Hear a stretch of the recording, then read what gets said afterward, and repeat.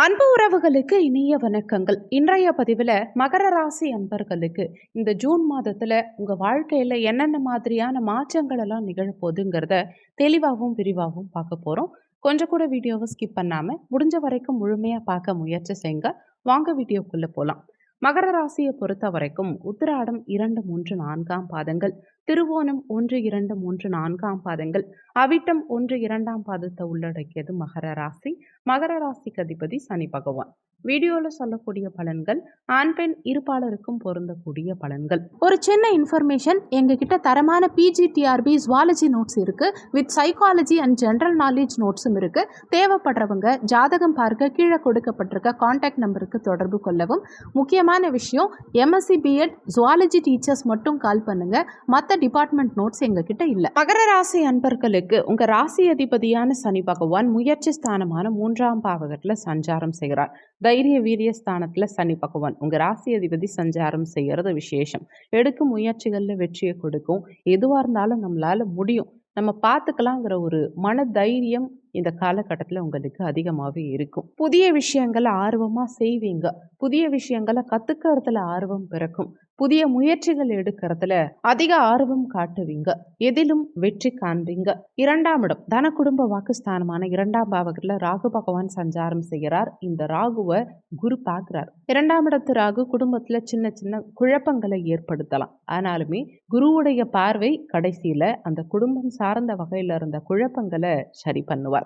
குடும்பத்தில் சுபகாரியம் செய்யக்கூடிய அமைப்பு, குடும்ப வளர்ச்சி சார்ந்த அமைப்பு, இதிலெல்லாம் சின்ன சின்ன தொந்தரவுகளை ஏற்படுத்துவார். குடும்ப உறுப்பினர்களுக்கிடையே சின்ன சின்ன மனஸ்தாபங்களை ஏற்படுத்துவார். சின்ன சின்ன குழப்ப நிலைகளை ஏற்படுத்தி விடுவார். குறிப்பாக ஏதாவது சொத்து வாங்கிறது சம்பந்தமான விஷயங்கள்ல சின்ன சின்ன குழப்பங்களை ஏற்படுத்தி விடுவார். ஆனாலும் எண்ட் ரிசல்ட் குருவுடைய பார்வையினால உங்களுக்கு சாதகமாக தான் இருக்கும். குடும்பத்தில் சுபகாரியங்கள் செய்ய வைக்கும். குடும்ப பொருளாதாரம், குடும்ப வளர்ச்சி மேம்படும். குடும்பத்துக்காக புதிய விஷயங்களை இந்த காலகட்டத்தில் நீங்கள் பார்த்து செய்கிறது. குடும்பத்தாருடைய சப்போர்ட் கடைசியில் உங்களுக்கு கிடைக்கிறது. இதெல்லாம் அனுகூலமான நிலையில தான் இருக்கும். 5, 10க்குரிய கிரகமான சுக்கிரன் இந்த மாதத்தில் மாத முற்பகுதியில் சுகஸ்தானம் 4ஆம் பாவகத்தில் சஞ்சாரம் செய்கிறது விசேஷம். தாய் வழி சொத்துக்கள் கைக்கு வந்து சேரக்கூடிய அமைப்பு, தாயோடனான உறவு நிலையில நல்ல முன்னேற்றம் காணக்கூடிய அமைப்புகளை கொடுத்தாலும் தாய் ஸ்தானாதிபதியான செவ்வாய் இப்போதைக்கு 7ஆம் பாவகத்தில் நீச்ச நிலையில இருக்கார். ஜூன் 6ஆம் தேதிக்கு பிறகு அஷ்டமத்தில் மறைஞ்சி செவ்வாயோட இணைந்து சஞ்சாரம் செய்ய போறார். இதுவுமே கொஞ்சம் தொந்தரவான அமைப்பு தான். செவ்வாய் கேதுவோட இணையக்கூடிய நிலை அவ்வளவு சாதகமான அமைப்பு கிடையாது. இன்னொன்று, அவர் அஷ்டமத்தில் சஞ்சாரம் செய்கிறது இன்னுமே தொந்தரவுக்குரிய அமைப்பு தான். சுக்கிரன் 4ஆம் இடத்துல இருக்கிறது குழந்தை பாக்கியம் சார்ந்த வகையில் மருத்துவ செலவுகள் கொடுத்து ஜூன் 15ஆம் தேதிக்கு பிறகு குழந்தை பாக்கியத்தையும் கொடுப்பார். மாத பிற்பாதியில் குழந்தை ஸ்தானாதிபதியான சுக்கிரன் குழந்தை ஸ்தானம் பஞ்சமஸ்தானத்தில் ஆட்சி பலம் பெற்ற நிலையில் சஞ்சாரம் செய்ய போகிறார். இந்த அமைப்பு குழந்தை பாக்கியத்துக்காக காத்துக்கிட்டு இருக்கக்கூடிய மகர ராசி அன்பர்களுக்கு குழந்தை பாக்கியம் எளிதாக கிடைக்கும். ஆனால் மாத முற்பாதியில் சில தடங்கல்களுக்கு பின் மாத பிற்பாதியில் குழந்தை பாக்கியம் இருக்கும். இதுக்கு இன்னொரு காரணமும் இருக்கு. ஏன்னா மாத முற்பகுதியில், அதாவது ஜூன் 15ஆம் தேதி வரைக்கும் அஷ்டமாதிபதியான சூரிய பகவான் குழந்தை ஸ்தானத்தில் சஞ்சாரம் செய்யக்கூடிய அமைப்பு குழந்தை பாக்கியம் சார்ந்த வகையில் தடங்கல்களை உண்டாக்கும். ஜூன் 15க்கு பிறகு அந்த சூரியனுடைய சஞ்சாரம் பஞ்சமஸ்தானத்திலிருந்து விலகும் காரணத்தினால குழந்தை பாக்கியம் சாதகமாகும். பிள்ளைகளின் உடல் நலத்தில் இருந்த பிரச்சனைகள் எல்லாம் ஜூன் 15ஆம் தேதிக்கு பிறகு சரியாகும். குழந்தைகளுடைய பிள்ளைகளுடைய எதிர்காலம் சார்ந்த வகையில் உங்களுக்கு ஒரு பய உணர்வு இருந்தது இல்லையா, அதெல்லாம் சரியாகும். பிள்ளைகளோட இருந்த கருத்து வேறுபாடுகள், மன போராட்டங்கள், வாக்குவாதங்கள், இது எல்லாமே ஜூன் 15ஆம் தேதிக்கு பிறகு சரியாகும். பூர்வீக சொத்து சம்பந்தமான விஷயங்கள்ல இருந்த பிரச்சனைகள், அதே மாதிரி பாகப்பிரிவினை சம்பந்தமான தொந்தரவுகள், இது எல்லாமே ஜூன் 15ஆம் தேதிக்கு பிறகு உங்களுக்கு நிவர்த்தியாகும். 6ஆம் பாவகத்தில் ஏற்கனவே குரு பகவான் சஞ்சாரம் செய்கிறார். ஜூன் 6ஆம் தேதியிலிருந்து புதன் 6ஆம் அதிபதியான புதன் ஆட்சியாரார். ஜூன் 15ஆம் தேதியிலிருந்து அஷ்டமாதிபதியான சூரியனும் இந்த 6ஆம் பாவகத்தில் வந்து இணைய போறார். சூரியன் புதன் இணைவு புதாதித்ய யோகம் ஜூன் 15ஆம் தேதிக்கு பிறகு புதாதித்ய யோகமும் இங்கே ஆக்டிவேட் ஆகும். குரு சூரியன் இணைவு சிவராஜ யோகமும் இந்த 6ஆம் இடத்துல இருக்கிறது விசேஷமான அமைப்பு தான். அஷ்டமாதிபதி 6ஆம் பாவகத்துல மறைஞ்சு நிற்கிறார். இந்த காலகட்டத்தில் பொருளாதார வரவுங்கிறது நிச்சயம் இருக்கும். ஆனால் 6ஆம் அதிபதி 6ஆம் இடத்துல ஆட்சி ஆகக்கூடிய இந்த காலகட்டத்தில் கையை மீறிய செலவுகள் இருக்கும். ஏதாவது ஒரு வகையில் விரயங்கள் இருக்கும். விரயங்களையும் செலவுகளையும் இந்த காலகட்டத்தில் கட்டுப்படுத்த முடியாத அளவுக்கு இருக்கும். அதிகப்படியான விரய செலவுகள் இந்த மாதத்தில் உங்களுக்கு நிச்சயமாக இருக்கும். ஆனால் எதிர்பாராத திடீர் பொருளாதாரம், பெரிய அளவு பொருளாதாரம், எங்கேயாவது ஏற்கனவே இன்வெஸ்ட்மெண்ட் பண்ணியிருப்பீங்க, அது திடீர்னு கைக்கு வரக்கூடிய அமைப்பு. இல்லை யாருக்காவது கொடுத்து வச்சுருந்துருப்பீங்க, அந்த பணம் லாக் ஆகியிருந்திருக்கும், வராமல் லாக் ஆகியிருந்திருக்கும். அந்த பணம் திரும்ப வரணும்னு நீங்கள் எதிர்பார்த்துருக்க மாட்டீங்க. அந்த மாதிரி திடீர் வருமானம், எங்கேயாவது லாக் ஆன பணம் திடீர்னு உங்களுக்கு வரக்கூடிய அமைப்பை இந்த காலகட்டம் ஏற்படுத்தி கொடுக்கும். பூர்வீக சொத்து விற்கிறதுக்கான அமைப்புகளை எல்லாம் இந்த காலகட்டத்தில் ஜூன் 15ஆம் தேதிக்கு பிறகு உங்களுக்கு கொடுக்கும். பூர்வீக சொத்து சம்பந்தமான விஷயங்கள்ல ஏதாவது ஸ்டெப் எடுக்க போறீங்கன்னா ஜூன் 15ஆம் தேதிக்கு பிறகு நீங்கள் முயற்சி எடுக்கலாம். அதில் உங்களுக்கு சக்ஸஸ் இருக்கும். வேறு வேறு வழிகளில் இருந்து டிஃப்ரெண்ட் ஆங்கிள் இருந்து உங்களுக்கு பொருளாதாரத்தை கொண்டு வந்து சேர்க்கும். அஷ்டமாதிபதி 6ல் மறைகிறதுங்கிறது விபரீத ராஜயோக அமைப்பு. 6ஆம் அதிபதி 6ல் ஆட்சி ஆகிறதுனால புதிய கடன் வர மாதிரியான நிலையை கொடுக்கும். ஒரு சிலருக்கு ஏற்கனவே வாங்கிய கடன் கொஞ்சம் கழுத்தை நெரிக்கிற மாதிரியான ஒரு சூழலை கொடுக்கும். ஒரு சிலருக்கு கடன் அதிகரிக்கிற மாதிரி தோன்றும். ஏன்னா இந்த கடன் ஸ்தானம் இல்லையா, ருணரோக சத்துரு ஸ்தானம், இந்த பாவகம் வலிக்கும் போது கடன் சார்ந்த வகையில் தொந்தரவுகளை கொஞ்சம் அதிகப்படுத்தலாம். நோய் தாக்கங்கள் ஒரு சிலருக்கு அதிகரிக்கும். மறைமுக எதிரிகளுடைய தொந்தரவுகளும் இந்த மாதத்தில் ஜூன் 6ஆம் தேதிக்கு பிறகு சற்று அதிகரிக்கலாம். ஆனாலும் ஜூன் மாத இறுதியில் இது எல்லாமே சரியாகும். அதாவது கடன் குறையக்கூடிய அமைப்பு, நோய் தாக்கங்கள் குறையக்கூடிய அமைப்பு, மறைமுக பகைவர்களுடைய எதிரிகளுடைய தொல்லைகள் குறையக்கூடிய அமைப்பு, இது எல்லாமே கொஞ்சம் கொஞ்சமாக குறையிறத கண்கூடா பார்க்க முடியும்.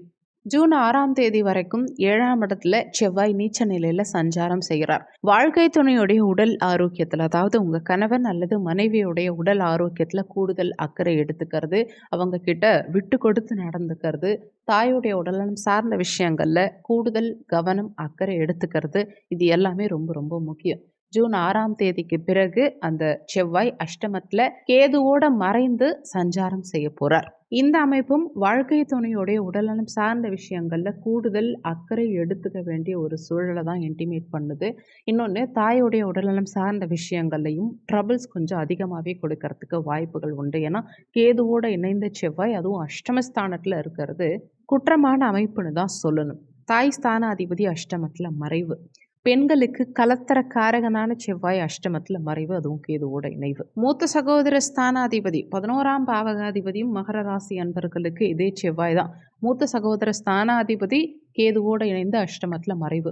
அப்போ மூத்த சகோதர உறவோடையும் பாண்டிங்ஸை கொஞ்சம் குறைக்கும். மூத்த சகோதர உறவுகளுடைய உடல் ஆரோக்கியத்திலையும் சில தொந்தரவுகளை இந்த காலகட்டம் நிச்சயமாக ஏற்படுத்தி கொடுக்கும். வரக்கூடிய பொருளாதாரம், வரக்கூடிய பணம் ஹெல்த் ரீதியாக அப்படியே மாறுறதுக்கு வாய்ப்புகள் உண்டு. அதாவது மருத்துவ செலவுகளாக மாறும். ஒரு பக்கம் வருமானம் வந்தாலுமே வரக்கூடிய வருமானம் உடல் ஆரோக்கியத்துக்காக செலவு பண்ணுற மாதிரியான ஒரு சூழலை ஏற்படுத்தி விட்டுரும். அதீத மருத்துவ செலவுகளை கொடுக்கறதுக்கு வாய்ப்புகள் அதிகம். அதிகப்படியான தாக்கம் இந்த 8ஆம் இடத்து செவ்வாய் கேது இணைவு உடல் ரீதியாக தான் அதிகமாக தாக்கத்தை ஏற்படுத்தும். அதனால் உடல் ஆரோக்கியத்தில் கூடுதல் அக்கறை எடுத்துக்க வேண்டியது மகர ராசி அன்பர்களுக்கு இந்த காலகட்டத்தில் ரொம்ப ரொம்ப முக்கியம். எந்த அளவுக்கு இந்த காலகட்டத்தில் உடல் ஆரோக்கியத்துக்கு முக்கியத்துவம் கொடுத்து உடல் ஆரோக்கியத்தை பேணி பராமரிக்கிறீங்களோ அந்த அளவுக்கு தேவையில்லாத விரய செலவுகள் இந்த பீரியடில் உங்களுக்கு குறையும். தேவையில்லாத தண்ட செலவுகள் குறைய ஆரம்பிக்கும். எதிர்பாராத திடீர் செலவுகள் குறைய ஆரம்பிக்கும். நல்ல காய்கறி, பழங்கள், கீரைகள் இதெல்லாம் வாங்கி சாப்பிடுங்க. ஆரோக்கியமான உணவுப் பொருட்களுக்கு அதிக முக்கியத்துவம் கொடுங்க. முடிஞ்ச வரைக்கும் ஹோட்டலில் சாப்பிட்றத தவிர்த்துக்கிட்டு, ஏன்னா ஏற்கனவே 6ஆம் இடத்துல குருவும் சஞ்சாரம் செய்கிறார். அதனால் ஹோட்டல்லாம் வாங்கி அடிக்கடி சாப்பிட்றத தவிர்த்துக்கிட்டு முடிஞ்ச வரைக்கும் வீட்டிலேயே ஆரோக்கியமான உணவுப் பொருட்களை சமைச்சு சாப்பிடுங்க. நல்லா சாப்பிடுங்க, நல்லா தூங்குங்க.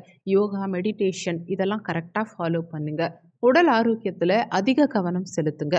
இரத்த காரகனான செவ்வாய் கேதுவோடு இணைந்து அஷ்டமஸ்தானத்தில் சஞ்சாரம் செய்யக்கூடிய இந்த அமைப்பு ஒரு சில மகர ராசி அன்பர்களுக்கு ரத்தம் சார்ந்த உபாதைகளை ஏற்படுத்தும். ஒரு சிலருக்கு இரத்த சோகை ஏற்படுறதுக்கான வாய்ப்புகள் அதிகம். ஹீமோகுளோபின் அளவு உடலில் ரொம்ப குறையிறது, இரத்த சோகை ஏற்படுறது, இந்த மாதிரியான அமைப்புகளை கொடுக்கும். ஒரு சிலருக்கு இரத்த காயங்கள் ஏற்படுறதுக்கு வாய்ப்புகள் உண்டு. இந்த பீரியடில் வண்டி வாகனங்கள் ஓட்டும் போது ரொம்ப கவனமாக இருந்துக்கணும். அதே மாதிரி கூர்மையான ஆயுதங்கள், நெருப்பு, மின்சாரம் இந்த மாதிரி ஃபீல்டில் ஒர்க் பண்ணுறவங்களும் கொஞ்சம் கவனமாக இருந்துக்கோங்க. இந்த பெரிய பெரிய மிஷின் சார்ந்த ஒர்க் பண்ணுறவங்க கொஞ்சம் கவனமாக இருந்துக்கிறது நல்லது. எங்கேயாவது மிஷினில் உங்கள் கை கால் அடிபடுறதுக்கு வாய்ப்புகள் அதிகம். கழிவு நீக்க உறுப்புகள் சார்ந்த வகையில் ஒரு சிலருக்கு இந்த காலகட்டத்தில் ஏதாவது தொந்தரவுகள் ஏற்பட்டு நீங்கலாம். மூத்த சகோதர உறவு, மூத்த மகன் சார்ந்த உறவு, இவங்களுடைய உடல் ஆரோக்கியத்திலையும் இவங்களுடைய உறவு நிலை சார்ந்த வகையிலையும் கொஞ்சம் கவனமாக இருந்துக்கிறது நல்லது. அவங்களோட அனுசரித்து செல்வது நல்லது. பிடிவாதம் அவங்க கிட்ட பிடிக்க வேண்டாம். அடிக்கடி வாக்குவாதங்கள் செய்ய வேண்டாம். கொஞ்சம் விட்டு கொடுத்து போகிறது நல்லது. அவங்களுடைய உடல் ஆரோக்கியத்தில் சிறிய அளவுக்கு உபாதை ஏற்பட்டால் கூட உடனடியாக மருத்துவ சிகிச்சை மேற்கொண்டு அந்த ஆரோக்கிய ரீதியான பிரச்சனைகளை சரி செய்யறதுக்கு முற்படணும். வாக்குஸ்தானத்தில் ராகு சஞ்சாரம் செய்யக்கூடிய இந்த காலகட்டத்தில் பேச்சு சார்ந்த வகையில் சில தொந்தரவுகள் இருக்கும். ஒரு சிலருக்கு பேச்சே கொஞ்சம் அலுத்து போன மாதிரி வரும். பேசுறதுக்கே பெருசாக பிடிக்காது. அதே மாதிரி தேவையில்லாத இடங்களில் தேவையில்லாத வார்த்தைகளை விடுறதுக்கு வாய்ப்புகள் உண்டு. சில நேரங்களில் திடீர்னு கோபம் வரும். அதுலேயும் செவ்வாயும் கேதுவோட இணைந்த அமைப்பு இல்லையா, கோபம் கொஞ்சம் ஜாஸ்தி வரும். கோபமான பேச்சுக்களை திடீர்னு உதிர்த்துருவீங்க. இதனால் சில இடங்களில் சிக்கல்களில் மாட்டிக்கிறதுக்கும் வாய்ப்புகள் உண்டு. ஆனாலும் குரு பார்வை ராகுவுக்கு கிடைக்காதனால வாக்கு சார்ந்த விஷயங்களில் சில பிரச்சனைகள் இருந்தாலும் கடைசியில் அந்த பிரச்சனைகளுக்கு ஒரு நல்ல தீர்வும் கிடைக்கும்.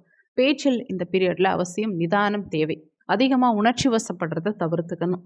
மாணவ மாணவிகளை பொறுத்த வரைக்கும் 6ஆம் இடத்துல சூரியன் புதன் இணைவு, இது நல்ல அமைப்பு. புதன் ஆட்சி நிலையில் இருப்பார். இந்த அமைப்பை பொறுத்த வரைக்கும் வித்யாகாரகன் பலமாக இருக்கிறதுனால இந்த மாதத்தில் மாணவர்களுக்கு கல்வி சிறப்பு தான். நிறைய பேர் வெளியூர் வெளி மாநிலம் சென்று படிப்பீங்க. கல்வி சார்ந்த வகையில் செலவுகள் செய்யக்கூடிய அமைப்புகளை ஏற்படுத்தும். படிப்பு ரீதியாக இந்த பீரியடில் விரைய செலவுகள் இருக்கும். மற்றபடி மாணவர்கள் கல்வியில் டல்னஸ்லாம் பெருசாக இருக்காமல் நல்ல முன்னேற்றம் காண்பாங்க. படிப்பில் ஆர்வம் அதிகரிக்கும். தெளிவோட நல்ல புரிதலோட பிளானிங்கை கரெக்டாக பண்ணி முன்னேறுவாங்க. மாணவ மாணவிகள் உடல் ரீதியாக கொஞ்சம் கவனமாக இருக்கிறது நல்லது. ஏன்னா ஹெல்த் வைஸ் தொந்தரவுகள் கொடுத்தா உங்களுக்கு படிப்பில் கான்சன்ட்ரேட் பண்ண முடியாமல் போகலாம். திருமண முயற்சி எடுத்துகிட்டு இருக்கவங்க இந்த காலகட்டத்தில் சற்று நிதானத்தை கடைபிடிக்கிறது நல்லது. அவ்வளோ சீக்கிரமாக திருமணம்ங்கிறது உங்களுக்கு அமைஞ்சிடாது. சற்று காலதாமதம் இருக்கும். ஒரு குழப்பத்தன்மையை ஏற்படுத்தும். திருமண உறவில் இருக்கவங்களும் திருமணம் ஆனவர்களுக்கும் கணவன் மனைவிக்கிடையே ஒரு குழப்ப நிலை, மனஸ்தாபங்கள், சண்டை சச்சரவுகள் இதெல்லாம் ஏற்பட்டு நீங்கும் அவ்வப்போது. ஓவராலாக இந்த ஜூன் மாதத்தை பொறுத்த வரைக்கும் உங்களுக்கு மற்ற விஷயங்கள் எல்லாமே ஓரளவுக்கு சாதகமாக மாறிடும். ஆனால் உடல் ஆரோக்கியத்தில் மட்டும் சற்று கவனமாக இருந்துக்கிறது நல்லது. அதர்வைஸ் சாதகமான பலன்கள் நல்லாவே உங்களுக்கு கிடைக்கும். வீடியோவில் சொல்லியிருக்கக்கூடிய பலன்கள் கோச்சார பலன்கள். இது 20% தான் உங்கள் வாழ்க்கையில் ஒர்க் பண்ணும். மீதி 80% உங்கள் சுயஜாதகப்படி தான் வாழ்க்கையில் எல்லாமே நடக்கும். இந்த வீடியோவில் உங்களுக்கு ஏதாவது சந்தேகம் இருந்தால் கீழே இருக்க கமெண்ட் செக்ஷனில் சொல்லுங்கள். நன்றி. மற்றொரு நல்ல பதிவோடு மீண்டும் உங்களை சந்திக்கிறோம்.